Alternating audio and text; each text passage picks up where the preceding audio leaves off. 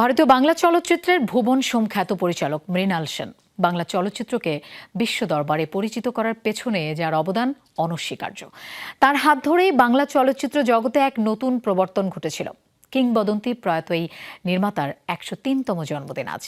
ফিরে দেখা যাক সেই বিখ্যাত ব্যক্তিকে।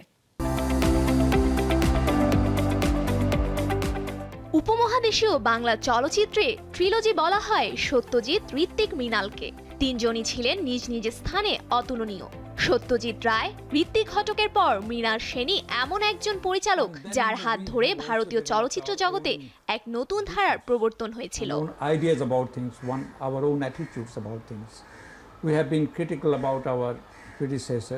কিংবদন্তি এই নির্মাতার জন্ম ১৯২৩ সালে বাংলাদেশের ফরিদপুরে। উচ্চ বিদ্যালয়ে লেখাপড়া শেষে উচ্চ শিক্ষার জন্য সপরিবারে কলকাতায় পাড়ি দেন।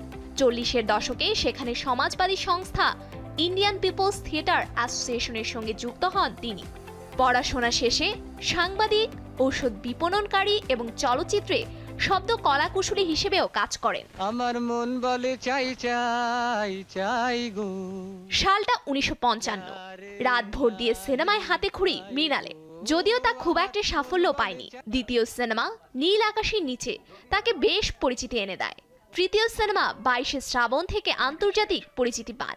পরের ২০ বছরে একের পর এক সিনেমা করেছেন প্রচলিত ধারণার বাইরে বেরিয়ে এসে।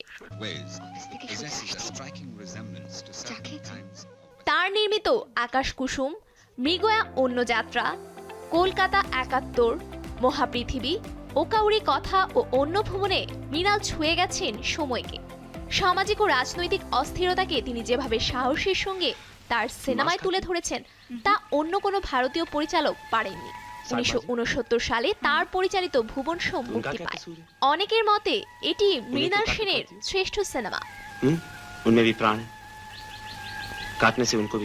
বাংলা ভাষা ছাড়াও হিন্দি, ওড়িয়া ও তেলুগু ভাষায় চলচ্চিত্র নির্মাণ করেছেন মৃণাল। দেশ বিদেশে পেয়েছেন অজস্র পুরস্কার ও সম্মান। ১৯৮১ সালে ভারত সরকার দ্বারা পদ্মভূষণ লাভ করেন। ২০০৫ সালে দাদা সাহেব ফালকে পুরস্কার পান। ফরাসি সরকার তাকে ফ্রান্সের সর্বোচ্চ নাগরিক সম্মাননা commander of the order of arts and লেটার্সে সম্মানিত করে। রাশিয়ার president Vladimir Putin order of friendship সম্মানে ভূষিত করেন। তার পরিচালিত চলচ্চিত্রগুলোর প্রায় সবকটি বড় চলচ্চিত্র উৎসব থেকে পুরস্কার জয় করেছে। ২০১৮ সালের ৩০ ডিসেম্বর এই কিংবদন্তি চলচ্চিত্রকার পরপারে পাড়ি জমান। সিনেমার পর্দায় ক্ষুদ্র গলি থেকে রাজপথ, বস্তি থেকে অট্টালিকার চিত্র তিনি তুলে ধরেছেন, যা আর শেষ পর্যন্ত শুধু কলকাতার মাঝেই সীমাবদ্ধ থাকেনি, পেয়েছে বৈশ্বিক রূপ।